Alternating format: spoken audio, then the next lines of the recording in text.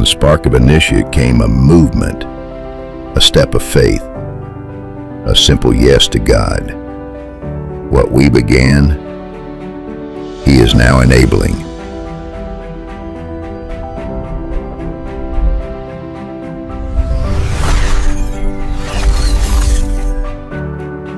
Last year we initiated worship, outreach, relationship, discipleship, small steps, big purpose. God was already preparing us for more. Now we declare, He is the enabler, the one who strengthens, provides, empowers. He enables leaders to rise, worship to ignite, lives to be transformed, not by our strength, but by His Spirit. Together we move as one, enabled to go, enabled to serve, enabled to love, enabled to shine. To Him who is able to do immeasurably more, be all the glory. Church of God General Trias, initiated by faith, enabled by grace.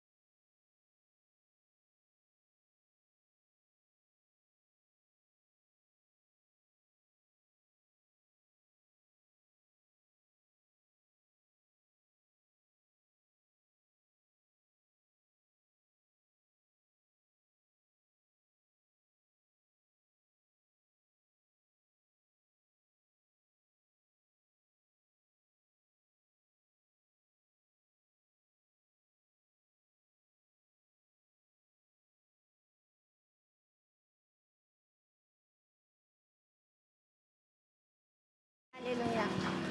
Pagpalang umaga po sa ating lahat. And before we go sa mensahe po sa atin ng Panginoon, ay mauuna na po akong bumati ng happy anniversary sa ating lahat. Ayan. Kung mapapansin niyo po ay may decorations na kagad ang ating sanctuary today. Yan. Dahil next week, on the 20th, ay isa-celebrate po natin together ang ating 27th anniversary. Wow, grabe. 27 years, God has been faithful to this church and to all of us. I believe God deserves praise. Pwede po ba nating palakpakan? Mas malakas na palakpak para sa ating Panginoon na tapat kailanman. Grabe, 27 years. God has been so faithful sa atin pong lahat. So, hindi ko na po papatagalin. Alam kong excited kayo to hear God's message. And so today, I'll be talking about something na I think very familiar para sa ating lahat. Maraming taong familiar dito. Maybe you've heard the line, trust the process. Wow, trust the process. Familiar po ba? Ayan. Maring marami pong pagkakataon sa buhay po natin na nasabi nating, kalma ka lang. Diba? Kalma ka lang. Just trust the process. No? Just trust the process. Sa mga tao po dito na nagluluto, mga nanay, ayan relate po tayo dyan. Yung mga nagbe-bake, no? Yung may mga nagnenegosyo po dito, no? Na may mga cookies or mga cake, ayan. I'm sure makaka-relate po kayo dito. Dahil sa pagluluto, di ba, in general, no? Pagluluto, cooking, baking, anumang prosesong to, may mga proseso na hindi po natin pwedeng madaliin. Tama ba? No? Sa pagluluto, may mga prosesong hindi mo pwedeng madaliin. Ako personally, no, kapag ako po ay nagigisa, nagsasangkot siya ng kamatis, yan, ng sibuyas, kailangan talagang umabot doon sa puntong labas na yung kaluluwa ng kamatis bago ako mag-a-add ng karne. Iba kasi, di ba, yung linamnam ng talagang lutong-luto, yung talagang parang labas, yung nalutong mabuti yung aromatics, no, bago tayo mag-a-add ng panibago. Diba? Iba din ng lambot ng karne kapag po nailuto ito ng matagal sa mahinang apoy. Diba? Versus doon sa 20 minutes na high fire. Nako, latating na mga bisita. Bilisan natin, magpalambot. Diba? Iba yung texture niya, no? Iba rin ang texture ng karne na pinakuluan muna o kaya naman naka-room temperature, naka-defrost, di ba? Kaysa doon sa ipiprito mo kagad mula sa freezer, diretso prito, di ba? Kaya dito yung mga yung mga anak dito na nasabihan ng kanilang mga nanay, "O anak, pauwi na ako, ilabas niyo na yung isda, ilabas niyo na yung manok, tas nalimutan mo." Di ba? Ay na si mama, yung antigas pa ng manok, lagot talaga ako nito mamaya pag-uwi. Di ba? No, iba kasi yung iba yung klase ng luto, no. Sa baking ganun din no. Posible na kahit same ingredients, same amount no ang iyong paghalo-haluin at gamitin, pwede at posible na magkaiba yung outcome. Tulad nitong picture na to, no. This is the exact same cookie recipe, parehong-pareho, walang pinagkaiba. Pero bakit yung isa mas maalsa, yung isa hindi masyado, di ba? Posible 'yon, no? And ganun din siguro, baka iniisip nyo, ano tong nandito sa llanera? Actually, leche plan po yan. Ayan. Leche plan po yan. Hindi po yan scrambled egg. Baka sipin nila, parang wala bang plato? Bakit llanera yung ginamit sa sa itlog? Actually, leche plan po yan. Nagkamali lamang po ng proseso, kaya naging scrambled egg. Ang tamis ng almusal. Di ba? So, kakainin pa rin yan. Sayang. Di ba? So, this goes to show, itong mga bagay na nabanggit po natin kanina, no? This goes to show na kung gaano po kaimportante para sa atin ang resulta or outcome, equally important din po ang proseso sa pag-abot nito. Ayan, naniniwala po ba kayo doon? No? So again, babanggitin ko po ulit, no? Let me repeat it. The process is as equally important as the outcome. No, the process is as equally important as the outcome. Ang problema lamang po sa ating mga tao minsan ang gusto lang natin yung outcome. Di ba? Ang gusto lang natin yung resulta, pero ayaw nating dumaan sa proseso. No? Ayaw nating dumaan sa proseso. Yun na lang minsan magwi-withdraw ka. Di ba? Ay, ano na. Ang tawag dito, sweldo na, no? Siyempre, may mga cravings tayo sa wakas, no? Tapos nakita mo mahaba pila, wag na mag-cravings. Guni-guni lang yung cravings na yan. Di ba nga ba ng pila sa bangko, ayaw na natin, di ba? Minsan ganun tayo, no? Kaya naman, gusto natin pumayat, aray ko sa mga, katulad kong di ba? Gusto natin pumayat, gusto natin yung outcome na yon, pero ayaw nating pagdaanan yung proseso ng pagpapapayat, di ba? Gusto nating maging expert level sa isang bagay, pero minsan ayaw nating mag-practice o ayaw naman nating paglaanan ng panahon. No? Gusto nating lumalim sa Panginoon, pero yung mga paraan para lumalim tayo sa Panginoon, sometimes we neglect them. No? Sometimes we neglect them. Kaya kung gusto niyo pong mas magpalalim pa sa Panginoon, ay enroll na po kayo sa CLDP. Ayan. Pasok na po this August. Yan. So, sa mga hindi pa po nakakapag-CLDP, nandito po yung ilan sa ating mga teachers. Pwede po kayo mag-enroll dito sa lobby. Ayan. Mag-sign up na po kayo para sabay-sabay po tayong lumalim sa Panginoon. Yan. So, another process, di ba? Totoo that we have to undergo and really trust the process. Pero minsan, kapag yung process, ang daling sabihin na trust the process, di ba? Pero kapag yung process naging trust the process,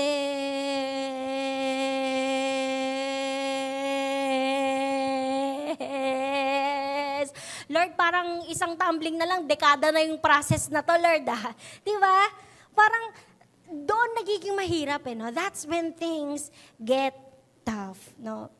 Sa Biblia, meron pong isang propeta na binigyan po ni Yahweh ng isang visual illustration. Na visual illustration tungkol sa pagpoproseso ng Diyos sa kanyang bayan. At samahan niyo po ako basahin ang Jeremiah chapter 18, verse 1 to 6. So I'll be reading today from Magandang Balita Biblia. Yan, Tagalog tayo ngayon para damang-dama talaga.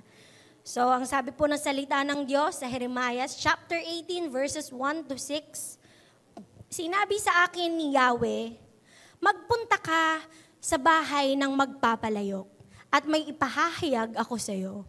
Kaya nagpunta naman ako at dinatnan ko ang magpapalayok sa kanyang gawaan.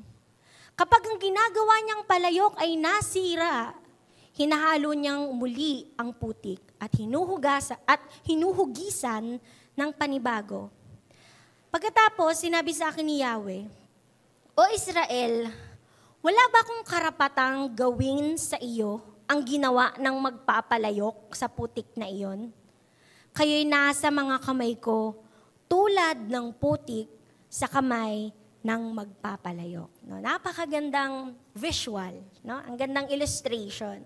And so today, in order to fully understand or grasp itong mensahe natin, itong passage po na ito, kailangan maunawaan natin yung historical backdrop nito. No? Bakit kaya pinapupunta ni Yahweh si Jeremiah sa bahay ng pagpapalayok? At bakit ganito yung mensahe ng Panginoon sa kanya? So during this period, this was around 600 century BC. No? Ito po ay isang panahon ng transition period po ito. No, both politically at saka religiously para po sa bayan ng Juda. So nung time na to, sila pa rin po ay nasa ilalim ng kapangyarihan at ng pagsasakop po ng Assyrians. But then, yung mga Assyrians, they descended into a civil war. Kaya nangyari ay unti-unti pong humihina yung kanilang power, yung kanilang influence sa bayan ng Juda. So itong ibang bayan, ang Babylon, ang Egypt, unti-unti naman silang pumupwesto, no? Para i-occupy yung maiiwanan po ng mga Assyrians. So, sa gitna po ng transition na ito na nangyayari sa Juda, tinawag po ni Yahweh si Jeremiah. At ang pinapatrabaho po ng Panginoon sa kanya ay i-warningan yung mga Israelites tungkol sa consequence po ng kanilang hindi pagtupad sa covenant nila with Yahweh. Because they've broken the law so many times, in so many ways, di ba? ang daming nangyayaring iba't ibang worship, no? Inadopt nila yung worship ng iba't ibang bayan, 'di ba? Dahil nga iba-iba yung sumasakop sa kanila, no?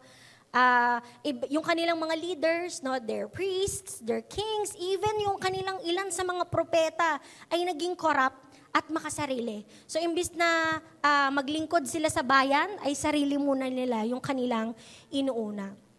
Pinrophesy din po dito sa Book of Jeremiah, no, nagagamitin ni Yahweh. Kahit yung kanilang kalabang bayan, ang Babylon, Diyos ang gagamit sa kalaban, no, para iparanas sa kanila yung impending judgment ng Diyos unless sila po ay magre-repent and tatalikdan yung kanilang mga masasamang gawa. Kaya nga mababasa natin dito throughout the book, no, sinasabi ni Yahweh kay Jeremiah na yung mga words na kanyang ipipreach, no, has the power to uproot and tear down nations. Ganon katindi, no? But also, not just that, but to plant and build up. Kaya nga po, sa kabila ng ito, no, meron pa ring pag-asa.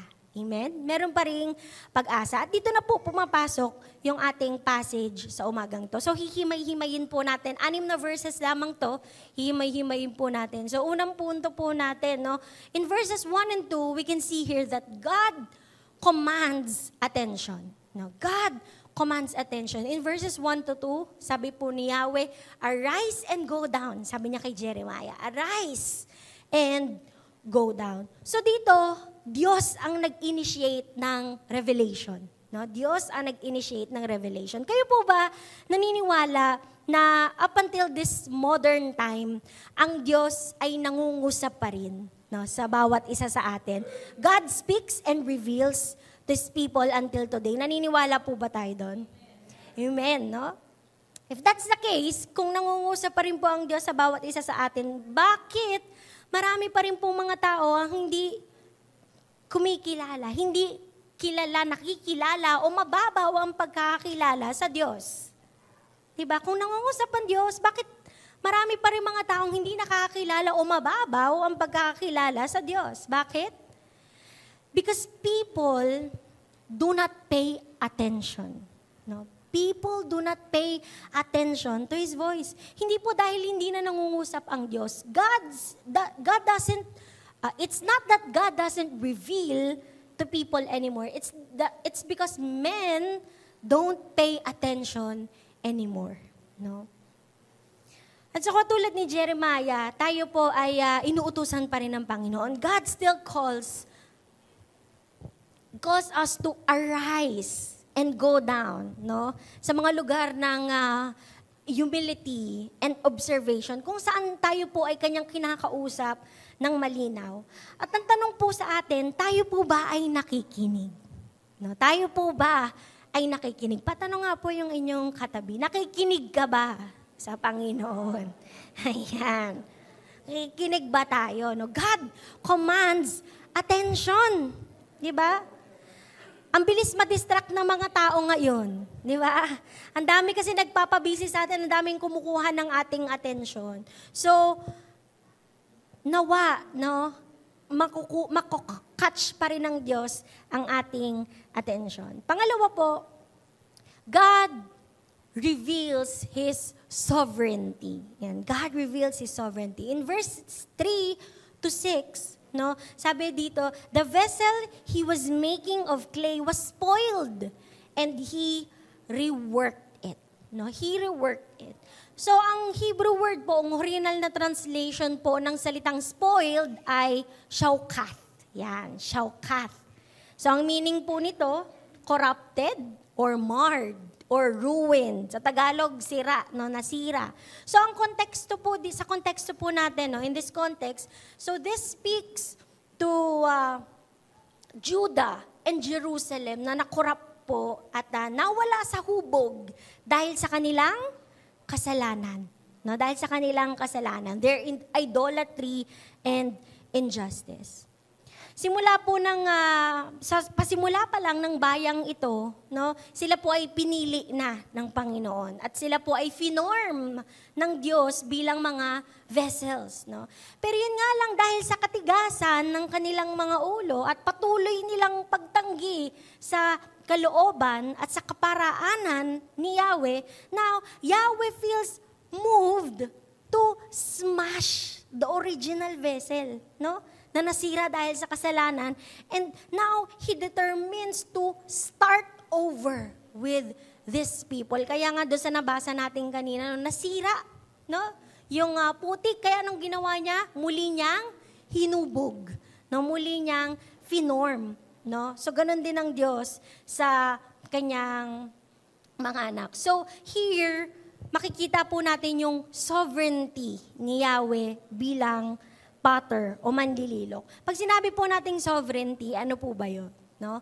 Sovereignty, ibig sabihin kapangyarihan o otoridad o control. No? So ang kapangyarihan ni Yahweh, ito ay nagpapakita ng kapangyarihan ni Yahweh bilang isang manlililok o magpapalayok. No?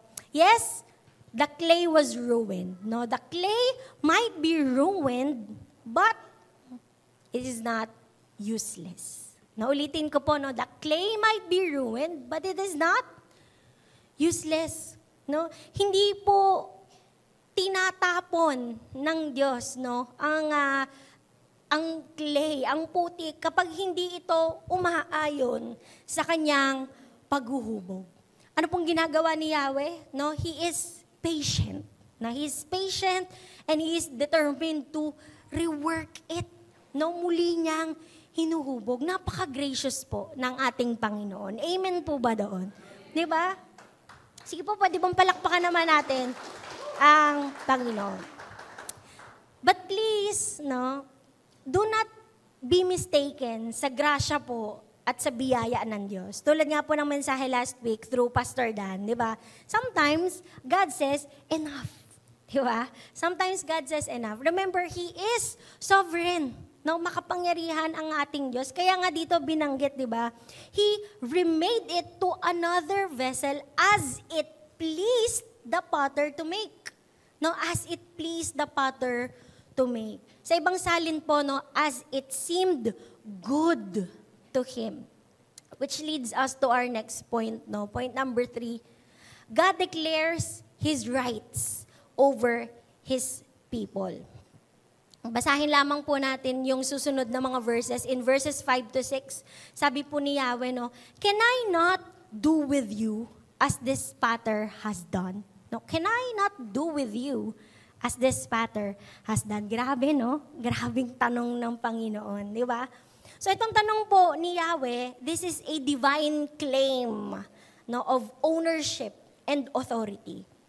Dito pinapakita ng Diyos na pag-aari niya ang Israel, hindi lamang po by creation, but by covenant. So, ibig sabihin, may karapatan si Yahweh. He has the right and power over them. No? Ano man ang kanyang nais, to judge them, to reshape them, or restore them, whatever seems fit para sa kanya. And so, He tells them, sabi niya doon sa mga taga-Juda, no, tulad ng putik na ito, sa kamay na magpapalayok, ganun din kayo sa aking kamay. No? Sa panahon po natin ngayon, no, sa mundo po natin ngayon, where autonomy and self-determination, ito po yung bumibida, no, sa panahon natin ngayon. Di ba? To have someone be authority or be higher than us, parang napakahirap po na idea ito. Di ba? Sa trabaho na lang di ba? Pag nag-hire, ano yung mga qualities na hinahanap? Kailangan meron kang can-do attitude. Ito yung lagi ko nakikita, no? Kailangan meron kang can-do attitude. Kailangan can work with minimal supervision. Di ba? Ayaw nila ano po yung next na gagawin? Di ba? Ayaw nila ng ganon. Ano po yung next na gagawin? Ano po yung, paano ko po to di ba? Ayaw ng mga boss ng ganon. Gusto nila yung, kaya mo mag-troubleshoot mag-isa, di ba? Magagawan mo ng paraan, yung mga bagay-bagay. Usually ganon, no? Autonomy and self-determination. Di ba? Kapag ikaw ay isang strong, independent person, wala kang ibang kailangan kundi ang iyong sarili. Di ba? Sa panahon ngayon, pinapalakpakan, wow, galing mo. Kinayo mo lang mag-isa. Di ba? Kapag yung mga tao na magagaling mag-DIY, alam niyo po ba yung DIY? Sino po dito mahilig mag-DIY sa kanilang mga bahay? Ano ibig sabihin ng DIY? Do it yourself. Di ba? Do it yourself. DIY. Di ba? Kapag may mga nakita natin, ay, ikaw lang gumawa niyan. Oh, DIY ko lang yan. Di ba? Oh, ang galing mo naman. Di ba? Pinapalakpakan natin, pinupuri natin ng mga taong ito. I'm not saying na ito po ay mali, no? But clearly, this does not apply to all facets of our lives. Dahil ang katotohanan niyan, we need God. Amen? We need God. We are dependent to God and God alone. No? Tama po ba yun? Because God, we need God because God is God. Pakisabi nga po, God is God. Diba? God is God. Simula pa lamang po nung una, no, He has been working and doing everything according to what seems fit para sa Kanya because He is God. Dahil Siya ay Diyos. Kaya kung maaalala niyo po yung kwento ni Job, no? Nung unang parte ng kwento ni Job, yun yung mga alam natin, yun yung kabisado natin, no? Everything is going well. Pero ano second part ng kanyang kwento, di ba? Nandun, dumating siya sa time kung saan nagdidemand siya ng explanation sa Panginoon, Lord, bakit ko ito nararanasan, di ba? Parang di ko naman to deserve. Curse is the day I was born, sabi nga ni Job, di ba? So, nung time na yon, no? Nagdidemand siya ng explanation from God. Anong ginawa ng Panginoon? Binalikan siya with a series of questions. Di ba? Ano sabi ni Yahweh sa kanya? Bakit? Nasaan ka ba nung nilay out ni Yahweh ang pundasyon ng mundo? Diba? Sino nagsukat nun? Diba? Sino nagdetermine gaano yun kalaki? Alam mo ba kung saan nanggagaling yung liwanag? Ikaw ba yung nagsaset sa boundary ng liwanag? Ikaw ba yung nagsasabi hanggang saan lang dapat makarating ang liwanag? Diba? Yung mga ulap. Ikaw ba yung nag-a-assign sa kanila saan sila dapat umulan? Anong tuyong lupa yung kailangan nilang ulanan? Diba? Alam mo ba lahat ng yon, no? Kaya nga, after nun, natigalgalan si Job, eh. Gulat siya, di ba? He was humbled, no? And he understood gaano siya kaliit sa harapan ng kanyang manlilikha. Di ba? But you know, though God is God and His power is boundless, no? God doesn't intend to work that way.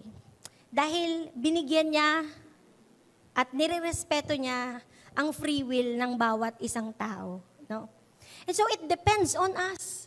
No? It depends on us kung ipasasakop po natin ng ating kalooban sa naisin ng ating Diyos. No? It depends on us kung ipasasakop natin yung ating kalooban sa naisin ng Diyos. But be warned, kailangan balanse talaga tayo. No? But be warned that in His ultimate power, He can direct people for His purposes. Bakit? Again, because He is God. Diba? Because He is God. He doesn't owe you explanation. Bakit niya pinipili ang mga pinipili niya? Bakit niya ginagawa ang ginagawa niya? Why? Because He is God. Diba? He is God.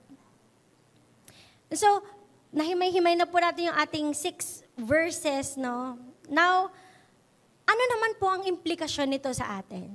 No, ng mga katotohanan ito sa ating mga buhay. Anong implikasyon nito sa atin? Una, no, first point natin, God's sovereignty is not tyranny. It's redemptive. No? Again, ulitin ko, God's sovereignty is not tyranny.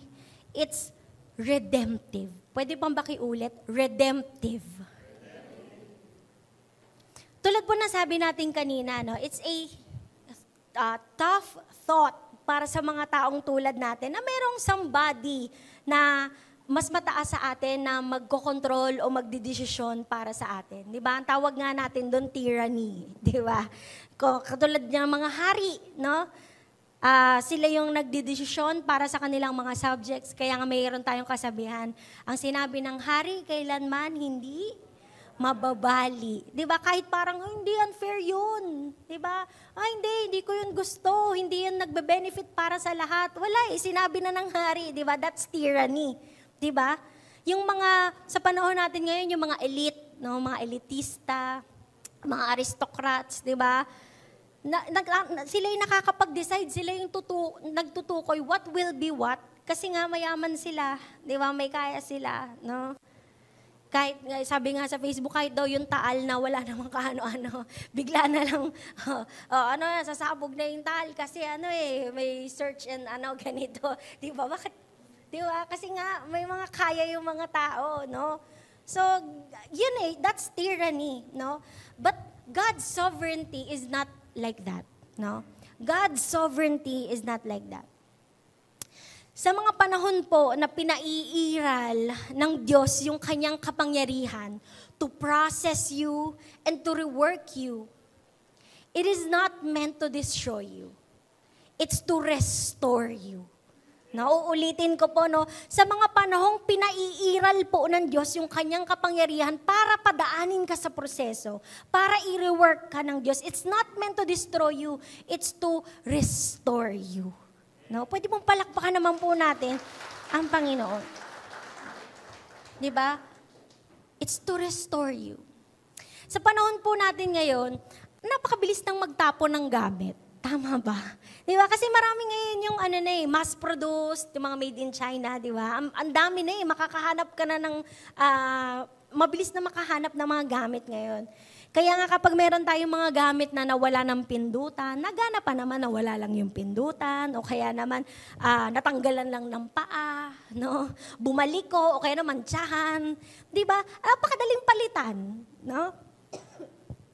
Iniisip natin, bili na lang ng bago kasi ang sakit sa mata, no? Kapag kulang ng pindutan or medyo hindi pantay, di ba? Ang bilis palitan, no? But because we are people, tayo po yung mga tao, hindi po tayo gamit, no? We're not inanimate objects.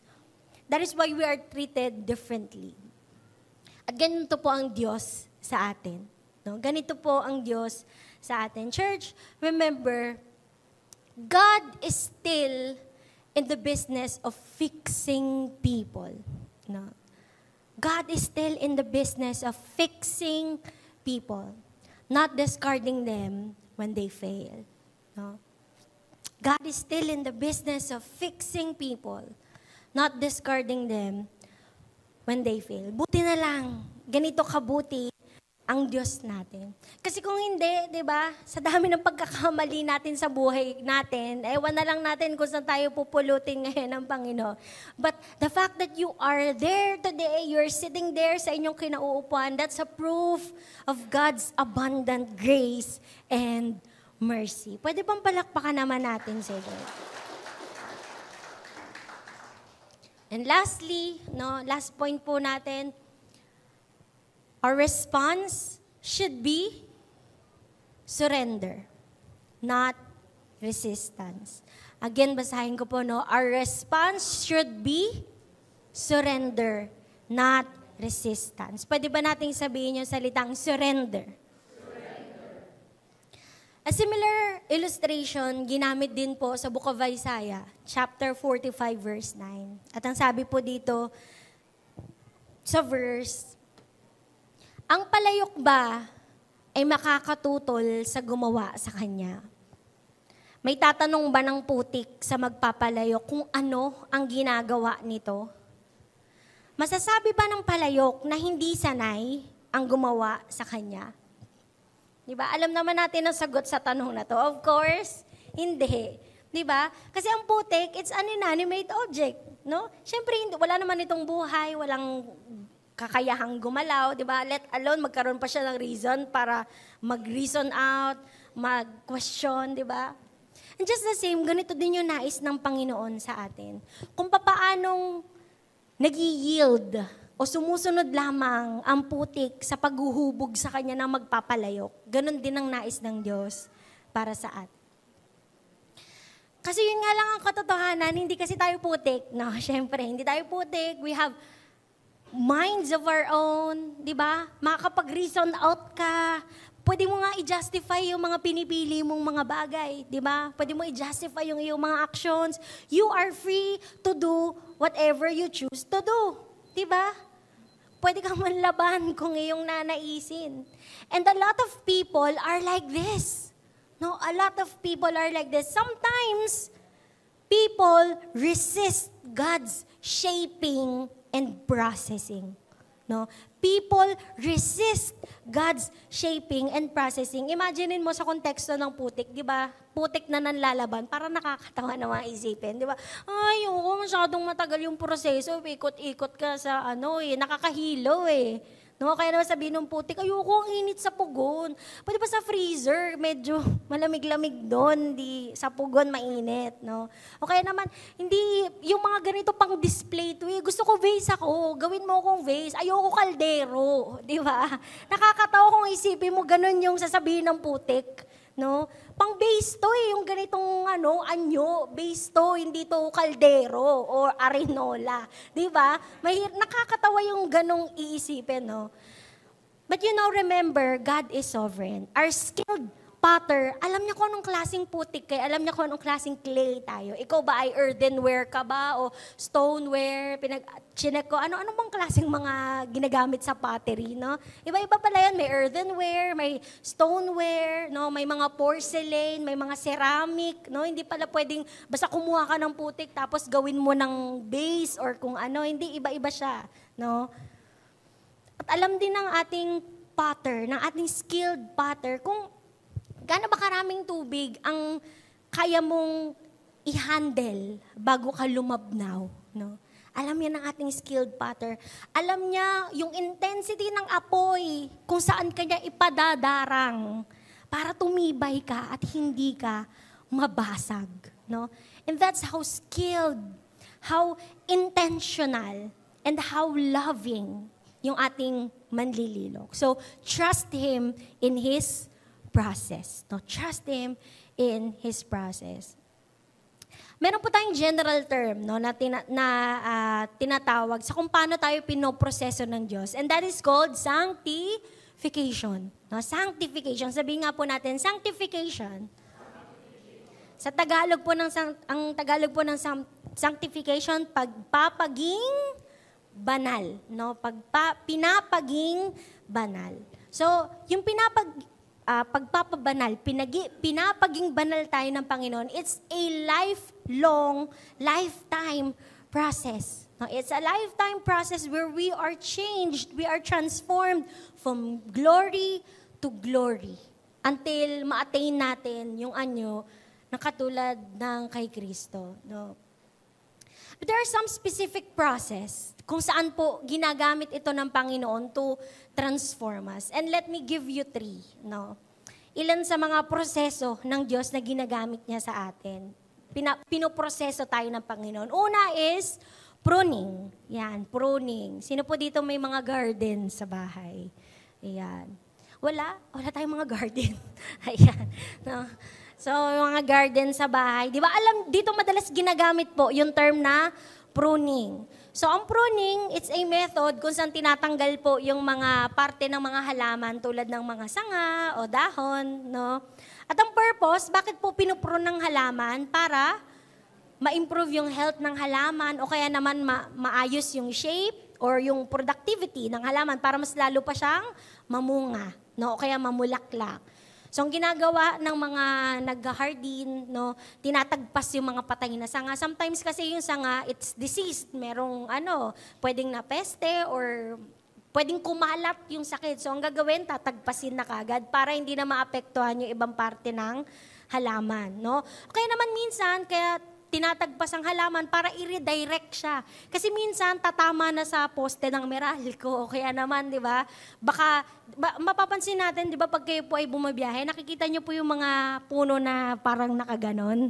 Di ba? Yung kumukover sa So, minsan, tinatagpas din kasi baka mamaya tamaan, no? Yung mga sasakyan, di ba? So, yan yung ilan sa mga reason. O kaya naman, para mas lalong lumago o tumaas yung halaman. Ang ginagawa, yung mga nasa ilalim, tinatagpas. No? Yung mga lumang sanga sa ilalim, mga dahon, tinatanggal yon para mas mayroong available na nutrients para mas lalong umangat ang halaman. No? And like the plant, no, we are, in the same way, we are also being pruned by the Lord. No? We are being pruned by the Lord. Ano naman yung pruning para sa atin? It's a process for us, no? It's a process of letting go. Tinatapyas din tayo ng Panginoon. Ano yung mga hindi na nararapat, no, sa atin, which will not serve one's spiritual growth. Iba't iba yung tinatagpas sa atin ng Panginoon. Minsan, it could be isang ugali o mindset na we've picked up growing up, tapos hindi na siya dapat ngayon. Dapat na natin siyang i-unlearn, di ba? Pwedeng yun yung isa sa mga tinatagpas ng Panginoon sa atin. It could be a hobby, isang gawain na hindi naman mali, pero kailangan natin mas maglaan ng time, no? To serve God kung saan niya tayo dinadala. Or it could be a person or a group of people na imbis na nilalapit tayo sa Panginoon, ay lalo tayong nilalayo sa Kanya. So it could be any of this na kina-cut off ng Panginoon so that we could be aligned, no? More aligned to His will. So minsan, dumadaan tayo sa ganito, sa pruning, no? Minsan naman, ang prosesong ginagawa sa atin ng Panginoon, sometimes we're being crushed and broken, no? Crushing and breaking. So, dito po, though hindi po ito direktang metaphor, no, na ginamit po sa scripture, but crushing and breaking can be understood as a period of intense pressure or hardship na inaalaw ng Diyos to reduce us to something smaller. Di ba? Kumbaga, crushing, parang pinupulbos ka na, di ba? Hindi ka lang basta dinudurog, no? Pinupulbos ka. Di ba? Hindi ka lang basta binabasag, no? And ang purpose, bakit ito ginagawa sa atin ng Panginoon, hindi lang to humble us, but it is also to bring out something in us. Sa Israel, alam ko familiar kayo dito, no? Ito yung madalas nilang mga inaangkat, napakamamahal, no? Ang grapes, kinakrush para mag-produce ng wine, di ba? Ang olive, kinakrush para makapag-produce ng ng olive oil, di ba? At alam nating mas mahal pa yung produkto kaysa doon sa pinanggalingan, di ba? Yung wine mas mahal pa sa grapes, no? Grapes magkano lang, para mga 150 kilo meron ka nang makukuha, di ba? Pero pag binote mo na, kinrush mo na, ginawa mo ng wine, ba yung magkano na yun, di ba? Ganon din ang olives, no? Magkano lang yung isang box ng olives na ganyan, pero kapag naging oil na, 'di ba? Magkano na, no? Lalo na yung mga quality na oil, no? Mas mahal, mas valuable.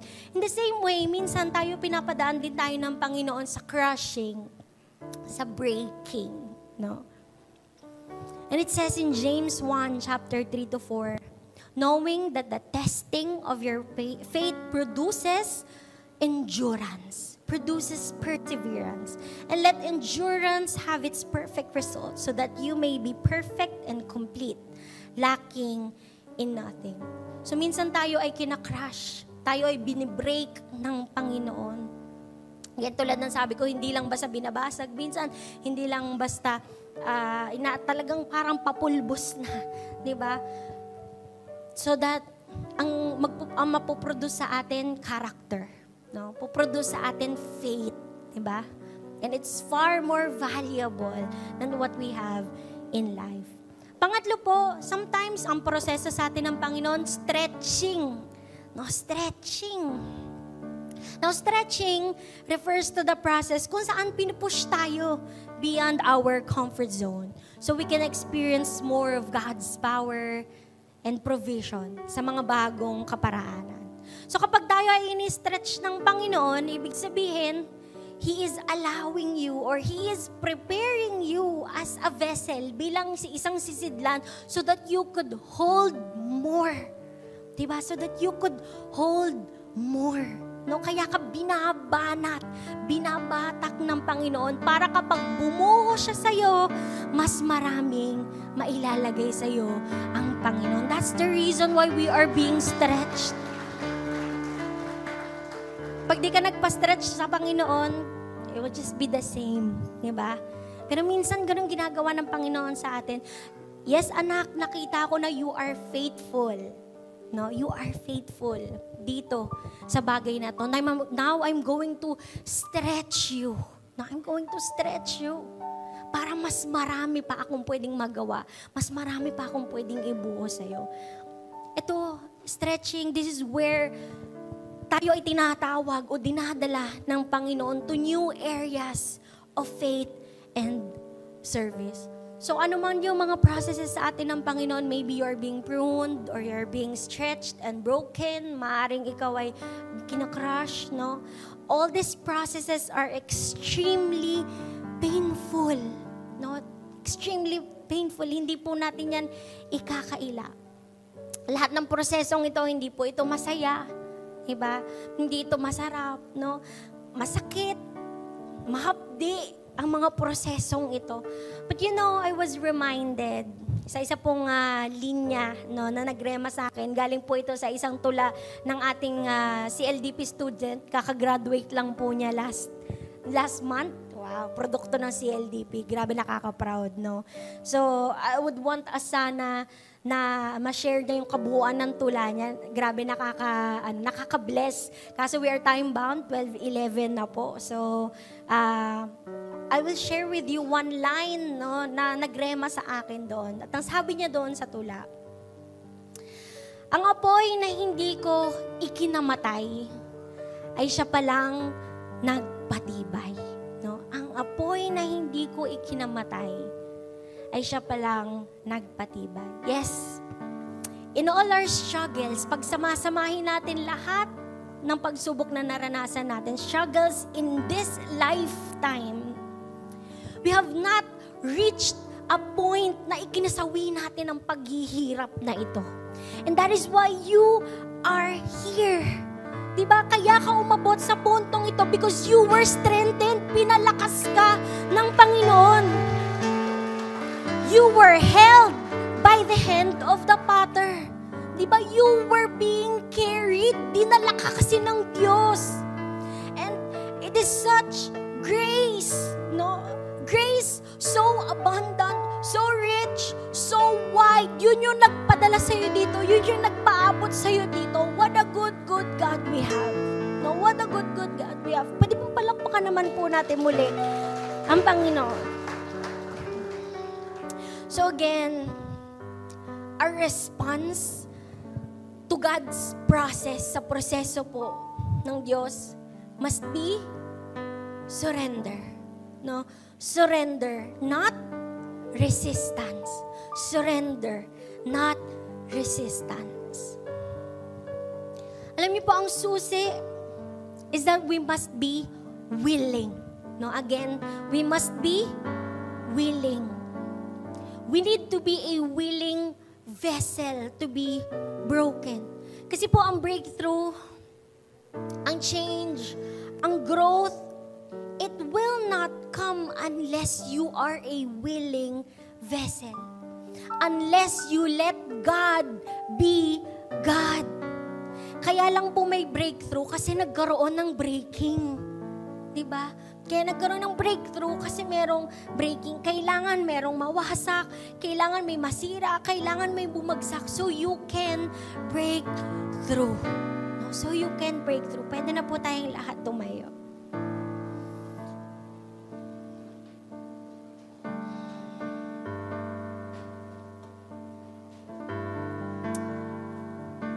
And bilang huli po, no, let us reflect sa ating pong last slide. Doon sa mga prosesong binanggit po natin kanina, last slide po please. Yan. Church, are you being pruned today? Tayo po ba ay nasa proseso ng being broken or crushed? No? O tayo po ba ay ini-stretch ng Panginoon ngayon? Ano mang proseso ito, no? Let me ask you, will you yield to the hand of the potter? No? Ibig sabihin ng yield, di ba? Isang katangian po ng putik is that it is malleable. Ibig sabihin, it takes the shape kung saan, paano siya hinuhubog, anong kaparaanan, no? Sumusunod lamang siya. So, will you yield to the hand of the potter? Will you trust Him when He shapes your plan? Kasi minsan sa buhay natin, meron na tayong ganito eh. May plano na ako, okay na ako, locked in na ako, ito na yung gagawin ko, ito na yung gusto kong gawin sa buhay ko. Diba? Will you still trust God when He reshapes your plan? Will you allow Him to form your life into a vessel for His glory? So today, church, as we worship, can I ask you to please take time before tayong pumunta into the altar if God calls you? Can you take a little moment in your seat to worship, no? Take time to listen to the voice of the Lord today. Kasi katulad nga ng binanggit natin kanina, sometimes God commands attention. God commands attention. I strongly believe that the Lord has a special and personal word to each and every one of us today. Alam kong naihayag na ang salita ng Panginoon, but I believe there is something more na nais pang sabihin ang Diyos sa iyo sa umagang ito. So can you just worship in your seat and just listen, tune in, open up your heart to the voice of God because I believe He's going to speak to us today. Kailangan lang natin, you just need to be open. Lord, we open up our hearts. We open up our minds, Panginoon. Ang nais lamang namin sa umagang ito is that we want to be in your presence today. We want to fellowship with you, O God. We just want to dive deep into you, Panginoon. We just want you. We want to seek your face, Panginoon. We want your presence here, O God. O Holy Spirit, you are free to move and do whatever you want to do, Panginoon. Kami ay nagpapasakop, kami, Panginoon, ay magpapaubaya sa umagang ito, O God. We are open. Our hearts are open. Our eyes are open. Our hearts, Panginoon. Our hands are open, God, for you today.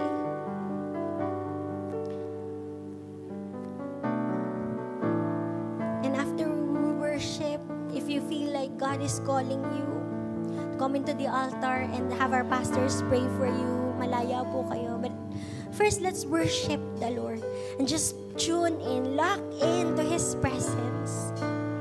Oh, hallelujah, God. Giving is part of worshiping. To all who desire to give, you may give your tithes and offering through online bank transaction. Details are provided below.